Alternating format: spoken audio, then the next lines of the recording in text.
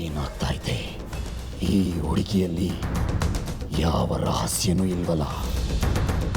ಇವಳು ಸಾಮಾನ್ಯ ಮನುಷ್ಯಳು. ನಾಗಿಣಿಯ ಲವಲೇಶವು ಇವಳಲ್ಲಿಲ್ಲ.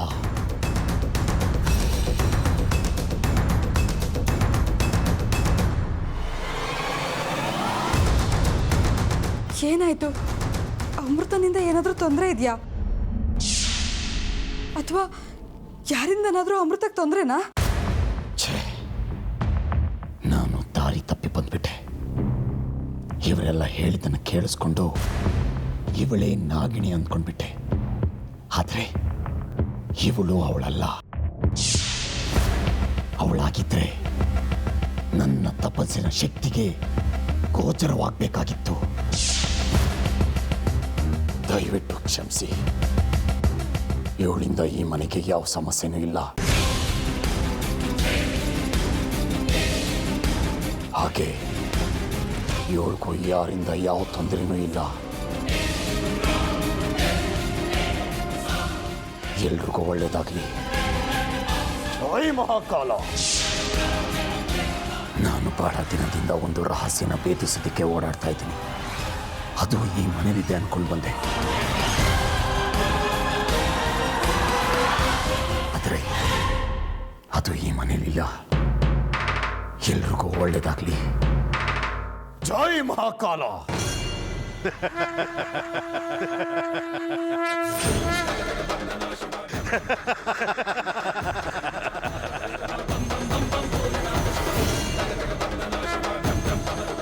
ಭೈರವ, ನೀನು ಸೋತೆ. ಆ ಶಂಕರನ ಶಕ್ತಿಯ ಮುಂದೆ ನೀನು ಸೋತೆ ಭೈರವ, ಸೋತೆ.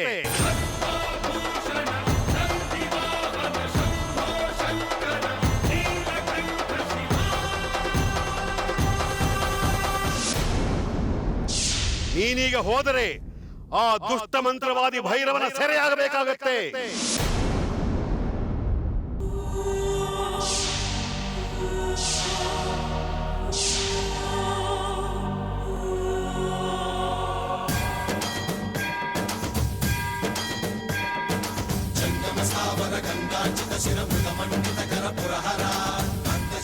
ನೀನೆಷ್ಟೇ ಶಕ್ತಿವಂತಳಿದ್ರು, ಎಷ್ಟೇ ದೂರದೃಷ್ಟಿ ಇದ್ದರೂ ಸದ್ಯದ ಪರಿಸ್ಥಿತಿಯಲ್ಲಿ ಆತ ನಿನಗಿಂತ ಶಕ್ತಿವಂತನಾಗಿದ್ದಾನೆ.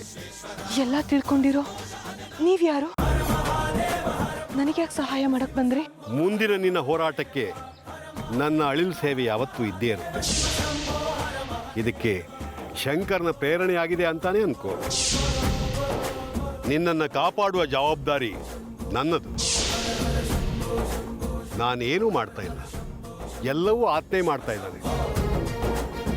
ಆತ ಹೇಳಿದ ಹಾಗೆ ಕೇಳುವ ಸೇವಕ ನಾನು ಅಷ್ಟೇ. ಈಗ ನಾನೇನು ಮಾಡಲಿ? ನನ್ನ ಕೆಲಸ ಸಾಧಿಸೋವರೆಗೂ ನಾನು ಯಾರು, ಯಾಕೆ ಬಂದಿದ್ದೀನಿ ಅನ್ನೋ ವಿಚಾರ ಯಾರಿಗೂ ಗೊತ್ತಾಗಬಾರ್ದು. ಅದನ್ನೇ ಮನಸ್ಸಿನಲ್ಲಿ ಇಟ್ಕೊಂಡು ಯೋಚನೆ ಮಾಡ್ತಾ ಇದ್ದೀಯಾ? ಮೊದಲು ಅದರಿಂದ ಹೊರಗಡೆ ಬಾ. ನಾನೇನು ಯೋಚನೆ ಮಾಡ್ತಿಲ್ಲ ಅಜ್ಜಿ. ನಿನ್ನ ಚಿಕ್ಕ ಮಗುವಿಂದ ನೋಡ್ತಾ ಇದ್ದೀನಿ. ಯಾವುದಾದ್ರೂ ಯೋಚನೆಯಿಂದ ಹೊರಗಡೆ ಬಂದೆ ಅಂತ ನೀನು ಮಾತು ಹೇಳಿದ್ರು ನಿನ್ನ ಮನಸ್ಸೆಲ್ಲ ಅದರಲ್ಲೇ ಇರುತ್ತೆ. ಅದಿತಿ, ಯಾವುದ್ರ ಬಗ್ಗೆ ಯೋಚನೆ ಮಾಡ್ತಿದ್ಯಾ? ಶ್ರೀಚಕ್ರ ನಮ್ಮ ಕೈವಶವಾದ್ರೆ ಇಡೀ ಜಗತ್ತೇ ನಮ್ಮ ಪಾಳೆ ಪಟ್ಟೆ.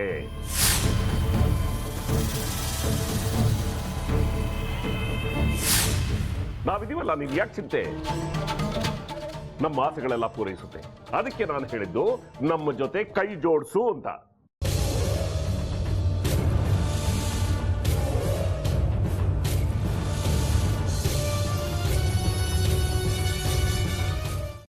ವೆಜ್ ಖಾರ ಬಾತ್ ಮಾಡುವ ವಿಧಾನ: ಒಂದು ಬಾಣಲಿಗೆ ತುಪ್ಪ, ಸಾಸಿವೆ, ಕಡಲೆಬೇಳೆ, ಉದ್ದಿನಬೇಳೆ, ಗೋಡಂಬಿ ಹಾಕಿ ಹುರಿದು ಕರಿಬೇವು, ಬಾಡಿಗೆ ಮೆಣಸಿನಕಾಯಿ, ಕ್ಯಾರೆಟ್, ಬಟಾಣಿ, ಟೊಮ್ಯಾಟೊ, ಕಲ್ಲುಪ್ಪು, ಬೆಲ್ಲ, ಬಿಸಿಬೇಳೆ ಬಾತ್ ಪುಡಿ, ಅರಿಶಿನ, ರವೆಯ 3 ಅಳತೆಯಷ್ಟು ನೀರು ಹಾಕಿ ಚೆನ್ನಾಗಿ ಕುದಿ ಬಂದ ಮೇಲೆ ಹುರಿದ ಬನ್ಸಿ ರವೆ ಹಾಕಿ ಕಲಸಿ.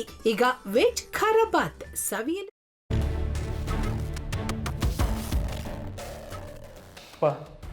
ಇಷ್ಟೋ ತನಕ ಡೆಲಿವರಿ ಆಗಿಲ್ಲ ಅಂದರೆ ಅಕ್ಕಂಗೆ ಏನಾದರೂ ಪ್ರಾಬ್ಲಮ್ ಇರ್ಬೋದಾ? ಆ ಥರ ಏನಾದರೂ ಇದ್ದರೆ ಡಾಕ್ಟ್ರು ಬಂದು ಹೇಳ್ತಿರ್ಲಿಲ್ವ ರವಿ?